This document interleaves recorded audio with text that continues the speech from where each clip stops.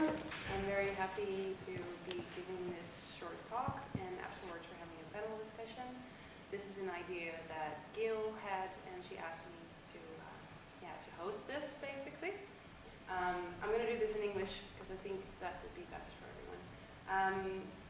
I am a dancer myself, a belly dancer, mostly traditional belly dancer. And I've done research about the origins of belly dance and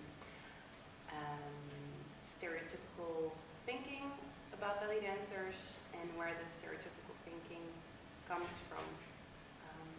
So during this talk I will tell a few things about what I've learned in my research, which I performed at the university, and it's one of the most favorite topics that I talk about. So I'm trying to keep it as concise as possible so we have more than enough time to also have a bit of discussion. So just to give a little introduction, the main objectives of this talk are basically one question: why are sensual dance forms like belly dance, burlesque, and pole dancing becoming increasingly popular, and which part do feminist ideals play in this? And then I think in this it's important to say that I'm going to focus on belly dance because I don't have enough time and I don't know as much about pole dance and burlesque, but it's more about a kind of movement that we're seeing at the moment. And burlesque and pole dancing is something that, in our opinion, is part of this whole development, basically. And then concerning feminist ideals, these could be reclaiming of the body, or reclaiming of public space through female bodily expressions, like dance, and using the body as a tool to break through stereotypical ideas of the female condition.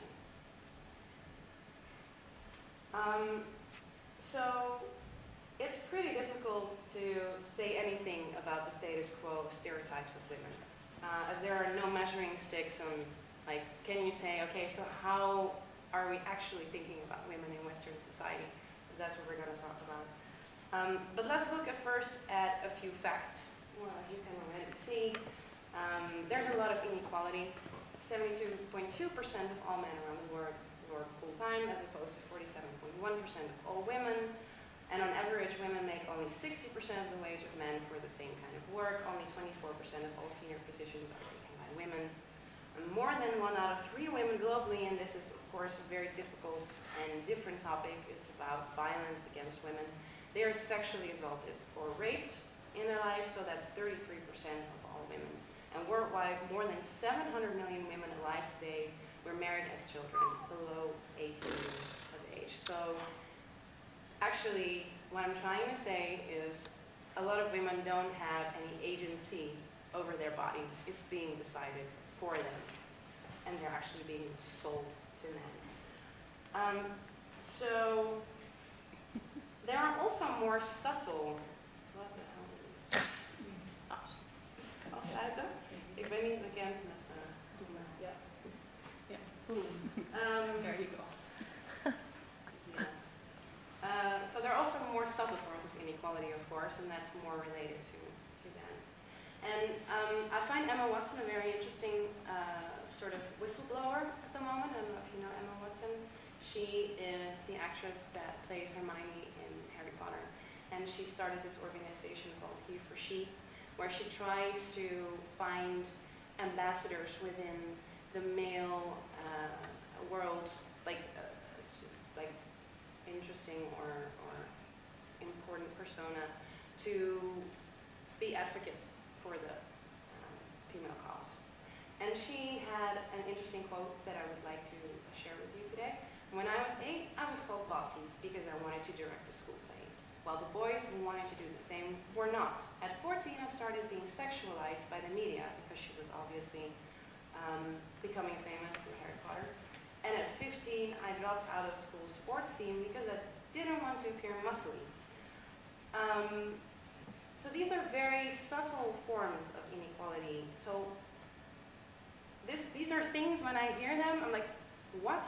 Why is this a problem? And why is there such a divide between the thinking between the 2 different genders? So apparently it's not cool for women to act like they know what they're doing and taking the lead, or becoming too masculine, or one is being regarded as too masculine. And on the opposite, it is very okay for women to be reduced into sexual objects of desire by the powers that be. Okay, so why the hell is that? Okay, this is the juicy part, because there's a lot of different opinions going around about this, and this is my personal opinion. The patriarchy, it's pretty obvious, and I have put the garden of patriarchy there because it's my belief, and I think there's a lot of feminists in the world who share this belief, that patriarchy was born with Adam and Eve. So in the Garden of Eden, where the sinful woman, being Eve, ate the apple of desire. She succumbed to her emotions, and the snake seduced her. And she was too weak to say no. And what happened? She brought this whole thing on the entire population, where we were sent back to Earth and thrown out of the Garden of Eden. And so women are basically to blame for all the shit happening in the world, and women are trying to still fight to overcome this whole idea that we are to blame for what has happened to us. And then actually this idea that I'm presenting here, I have a little video, because Eve Ensler, who was a feminist, and she wrote the Vagina Monologues. She has really interesting ideas about this. She also says something very interesting about dance. And she says, dance is a vital component for women to go back to before the Garden of Patriarchy. Because before the Garden of Patriarchy, there were this massively, inspiring and, I wouldn't say dominant, but, they reigned out of passion and love and creativity, as opposed to our current leaders.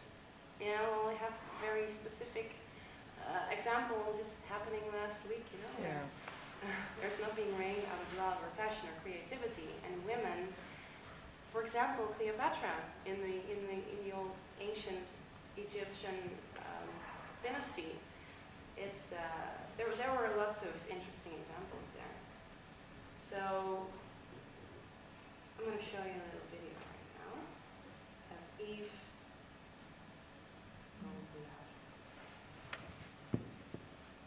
Saying something about dance.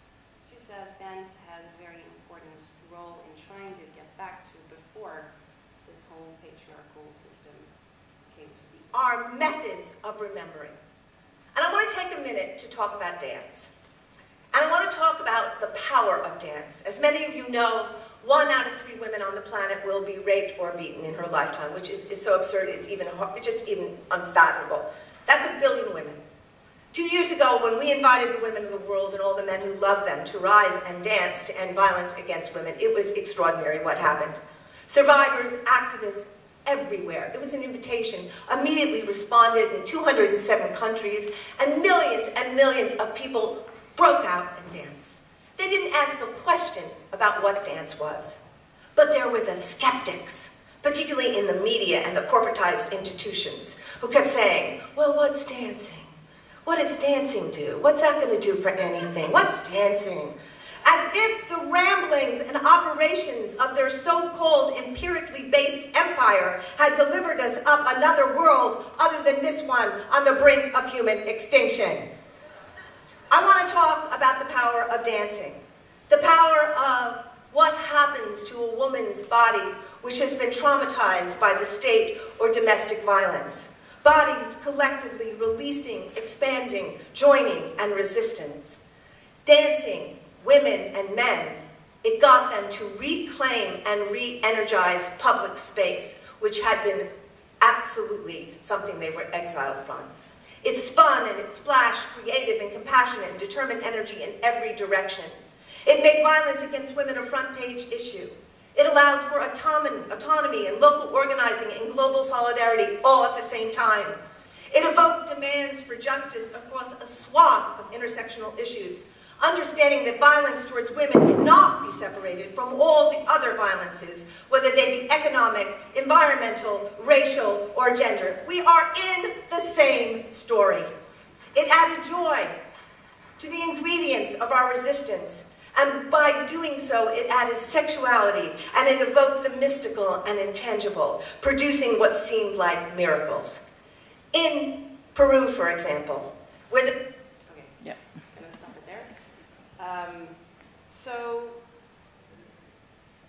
So dance is a way to reclaim public space, to remind the powers that be of the bodily functions which have been suppressed, both in men and women, because there are very strong ideas about how we should behave, how our bodies should look, and how we should carry our bodies.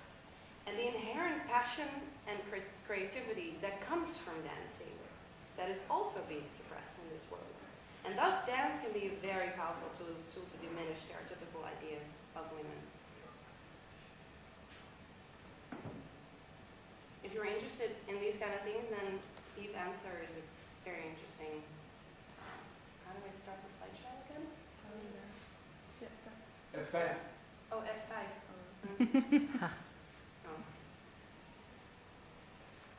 And I have a little quote here.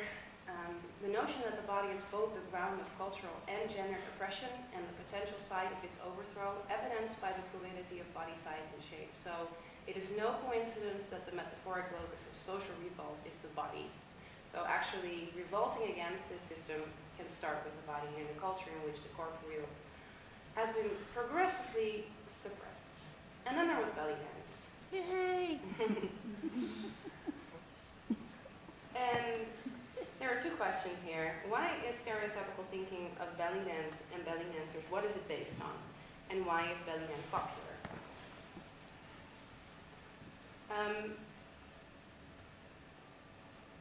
So, why belly dance? And not ballet, for example. Belly dance is, well, let's go back to ballet. Ballet is, it really has to fit to a certain curriculum.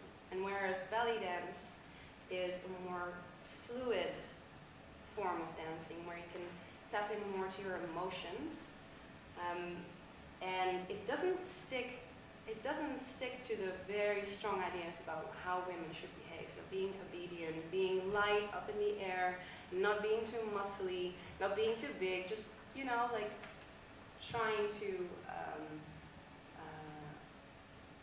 in belly dance we don't try to fit to those kind of ways of thinking. So if we look at the history of belly dance and how thinking of belly dance has been shaped, then Orientalism is obviously a very important factor.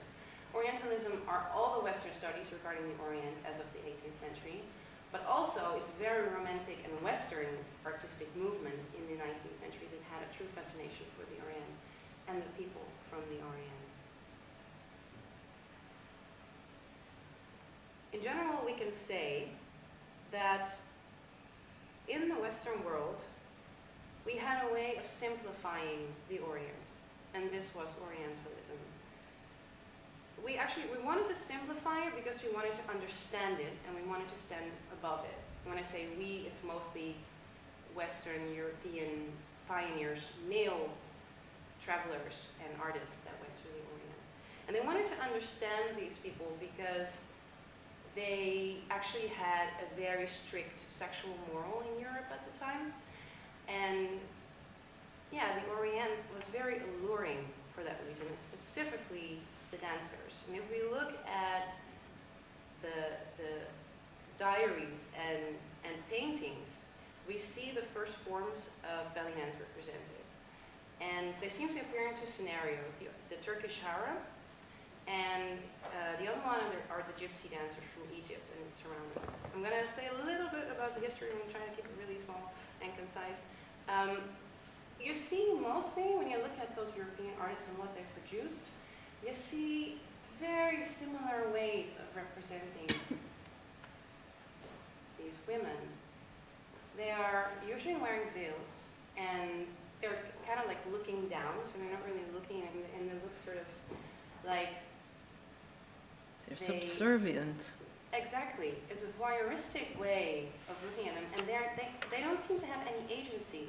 It's like there's constantly people putting them in that position. And that I found really interesting.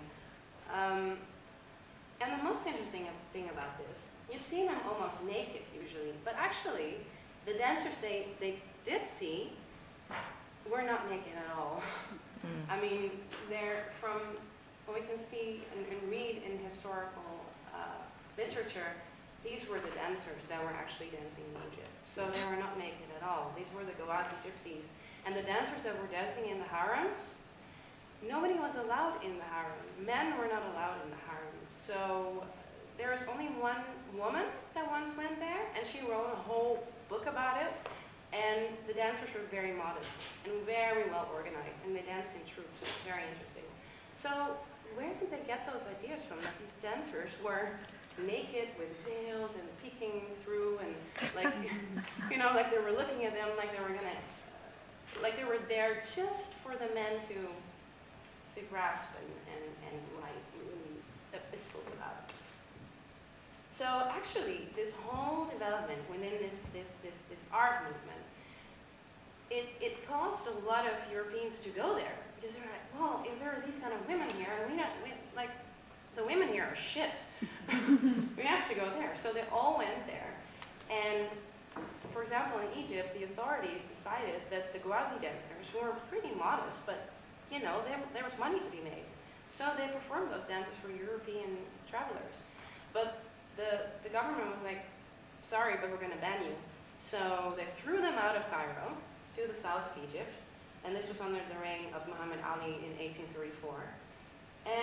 But this didn't stop the Europeans from coming. They were just more meticulous in finding ways of seeing these dancers move and seeing them dance. And so they actually paid prostitutes in Egypt to start dancing for them. And so it became sort of secretive, and like there was and it became even more shameful. That's where it became haram, you know, where it became like something that you shouldn't be proud of. And at some point, so this took like quite a while, and then in the beginning of the 20th century, also the Egyptian authorities started to see there's so much money to be made in this. Let's allow certain cabarets and nightclubs to have belly dancers. So Vadia Masapni started a cabaret, and she looked at what does the Westerner want.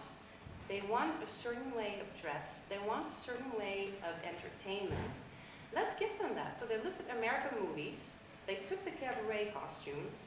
They stuck them on the dancers, which were mostly still not skilled performers. And they said, well, you know what? They seem to really like the arabesque, and they seem to really like those kind of very French ballet curriculum movements. So let's give them that. Oh. What's this? I don't know, try. I don't know what's happening. Oh dear. Oh dear. Oh, my laptop does that too, just kind of. Okay. This This is not really a problem. I just mostly wanted to show you the paintings. Yeah, and we're running a bit out of time. So Yeah. How much time do we have? Well, it's already 1/2 past. Yeah. Okay. I'm gonna round it up. Do you want me to come down and sort it? Or No, it's okay. It's fine. It's fine. What I wanted to say is this: they stuck those Western images of the belly dancers, of how they should move and be. They put them on there, and there was belly dance. Before that, there was no belly dance. So actually, it's a Western construct. Oh, And wow. what do we think of this? If we go to the question, why is belly dance so popular? Apparently we love this. We love this whole idea of becoming a princess, according to these Orientalist visual tropes. So when we look at marketing strategies of belly dancers nowadays, they advertise with "Become a princess in your till 1001 nights." It's beautiful because it also appealed to me when I started belly dancing when I was 17. It's like, oh yes, I want this. But is it actually a way of changing thinking about femininity and about, you know, creating a kind of agency for ourselves. Because apparently we want to escape certain ideas of femininity. That's why we start dancing, belly dancing. Because if you ask belly dancers, why do you dance?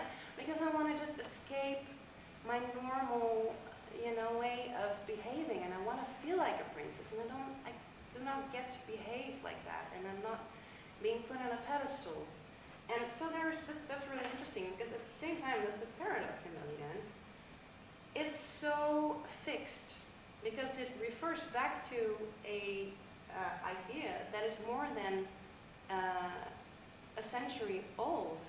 It's from the beginning of the 20th century. So it hasn't been changed. So I want to show you a picture of Samia Jamal in an Egyptian movie, and then how we look as traditional belly dancers nowadays, and it's unchanged. That's really weird, because other dance forms, they change over time. They're developing. They change their curriculum, they change their outfits, they change their makeup, etc.